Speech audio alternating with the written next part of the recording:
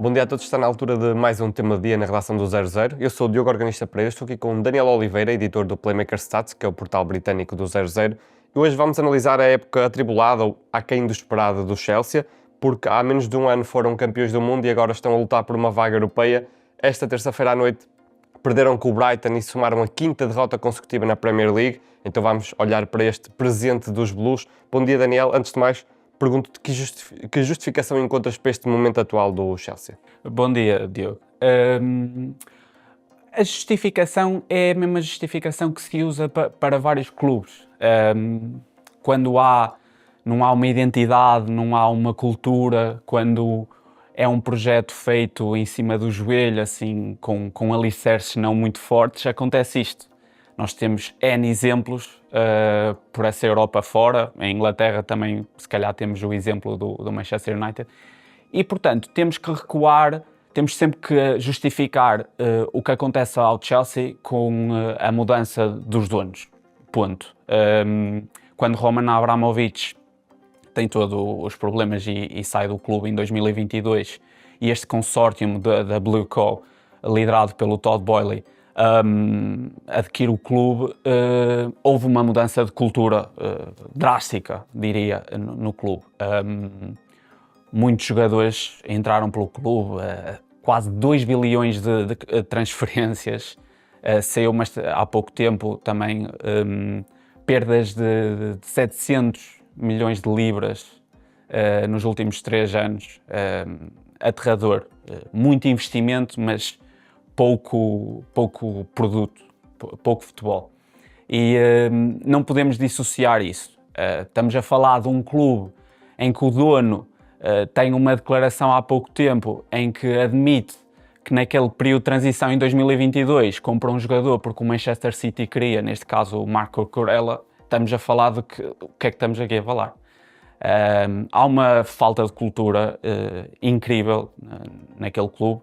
Houve a introdução de muitos jogadores talentosos. O projeto deles é comprar jogadores talentosos, a maior parte dos jogadores abaixo dos 24 anos, e tentar criar ali uma equipa, uma espinha dorsal que lhes leve a tentar dominar a Premier League e o futebol europeu nos próximos anos. Portanto, para mim, essa é o grande problema do Chelsea. Não há liderança, não há ali um projeto completamente, neste momento, diria, falhado. Mas, recuando assim para um mais curto prazo, é um Chelsea que tem 8 jogos, 7 derrotas. As 2 derrotas do PSG foram muito difíceis. Tem uma vitória contra o Port Vale na Taça da Inglaterra, uma equipa da 3ª divisão, o resto tem sido tudo derrotas.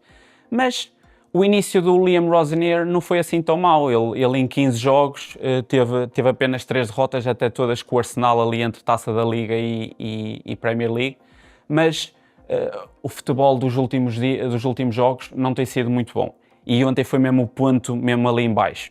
Porque ele na conferência após o jogo mais do que a parte tática, é a atitude. Ele ontem não gostou mesmo da atitude. Ontem o Brighton podia facilmente ter marcado um 4º e um 5º golo ao Chelsea.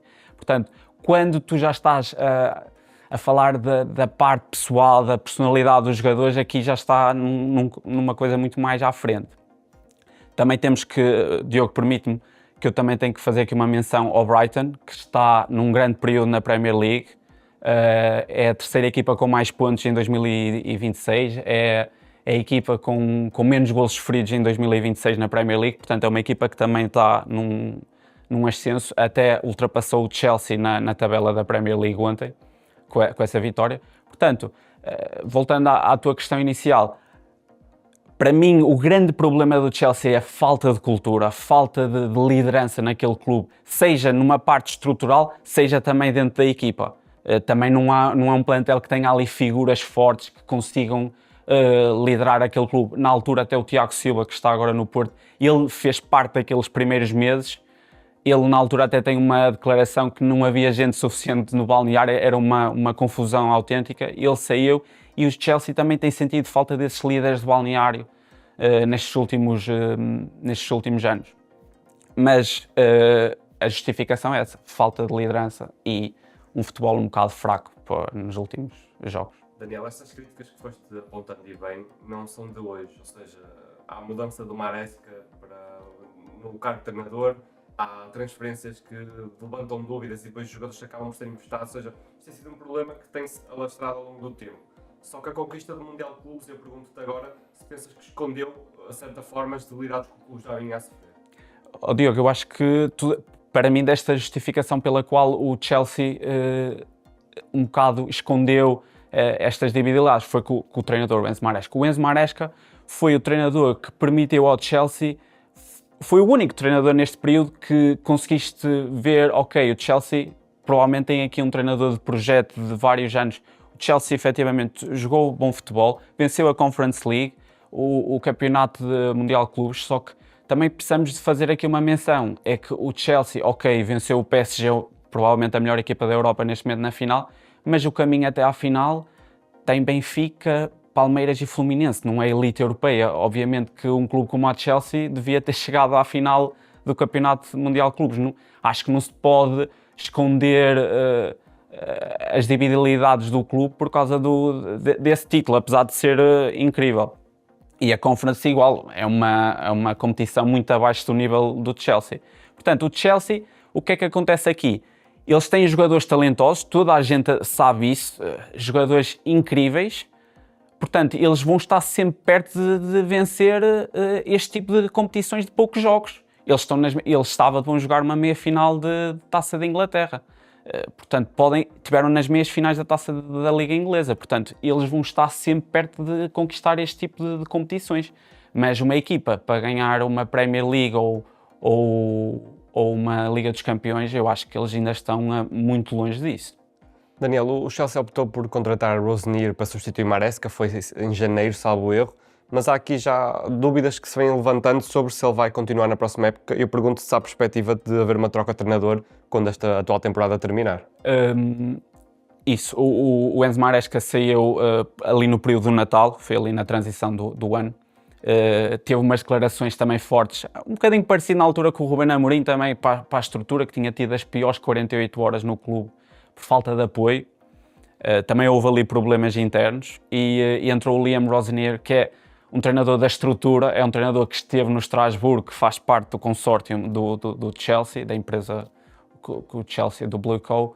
E o problema aqui é que o Liam Rosenior entrou, mas toda a gente não sentiu que fosse um treinador que, ok, vai ficar ali 2-3 anos.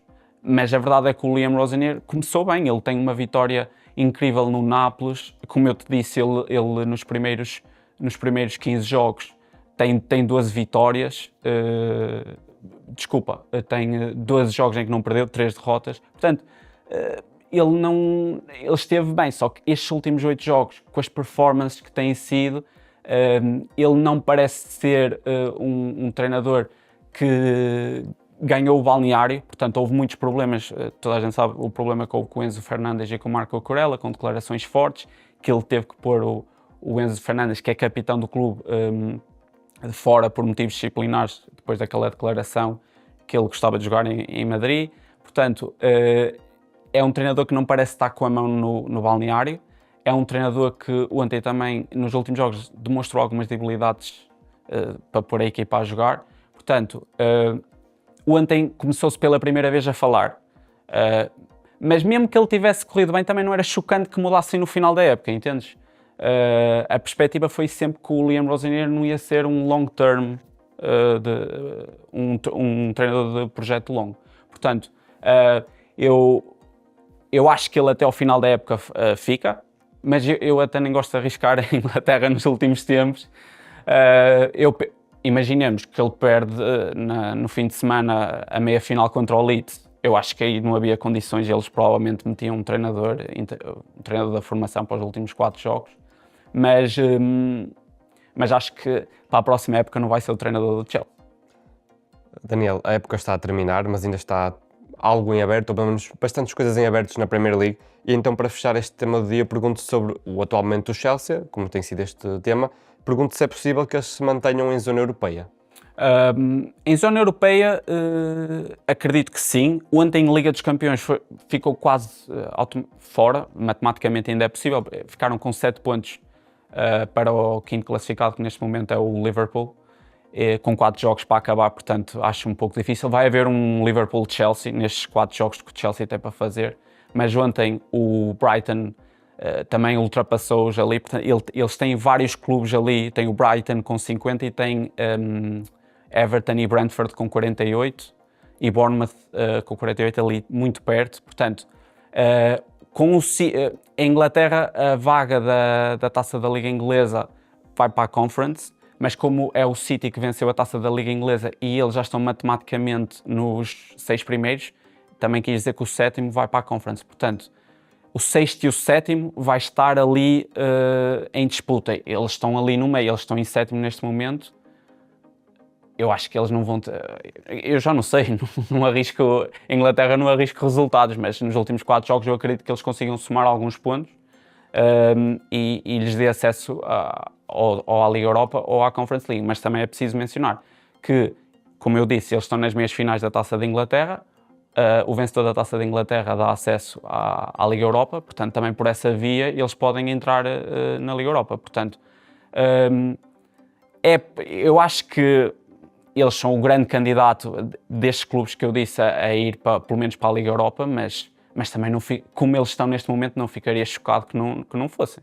Teremos de esperar para ver. Obrigado, Daniel. Obrigado a todos que nos assistiram. Para todas as informações sobre o futebol inglês podem visitar o Playmaker Stats, que é o portal britânico do 00. Esta quarta-feira há um novo episódio no YouTube 00 em todas as plataformas 00 do Mundo Fantasy, onde perspectivamos mais uma jornada da Primeira Liga Portuguesa. Como sempre, fique connosco, fique com o 00.